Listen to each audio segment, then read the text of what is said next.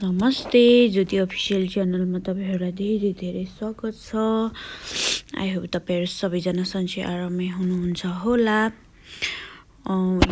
यो छोटो भिडियो चाहिँ मेरो इभिनिङ वक हिँड्दाखेरिको हो। यो चाहिँ फुलहरु बाटोमा थोरै सानो थोरै भिडियो क्लिपहरु लिएको थिएँ मैले, त्यसैलाई जोडेको यो चाहिँ इभिनिङ वक हिँड्दा बाटोतिर। अनि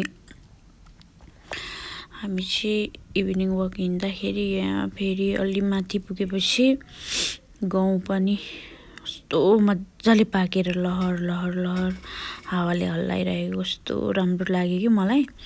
त्यही भएर गाउँको पनि छोटो क्लिप बनाएको मैले जोडेको छु। अनि हिँड्दै जाँदा फेरि बाटोमा किम्बु काफल पनि भेट्यो। किम्बु काफल यो सिजन हो नि त किम्बु काफलको, मजाले पलाएर फलेर पाक्दै रहेछ। अनि कालो पाकेको त्यो कति गुलियो हुन्छ नि त, त्यो चाहिँ टिप्दै खाँदै गऱ्यौँ हामीले। कस्तो मजाले कति धेरै बोटहरु रहेछ के फलेको, पाकेको लटरम्म फलेको थियो, मस्त फलेको हैन। कति कालै भएर खाइ नसक्नु फलेको थियो। हामी चाहिँ थोरै खायौँ,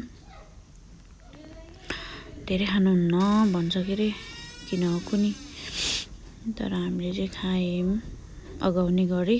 अनि त्यस पछाडि हेर्नु न कस्तो मजा फलेको छ, कस्तो मजाले फलेको, पाक्न नि त्यस्तै मजाले कालै गरी पाकेको। अनि हावाले हल्लाएर हेर्न कस्तो राम्रो देखेछ, लहर। यो चाहिँ हावाले हल्लाएर हेर्न कस्तो मजाले देखेको। वाउ, मलाई चाहिँ एकदम मनपर्छ के किम्बु काफल। अनि त्यसपछि हामी फेरि ब्याक टु घर।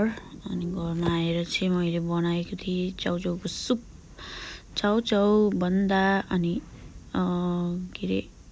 आलु अनि गाजर यति राखेर बनाएको थिएँ मैले सुप।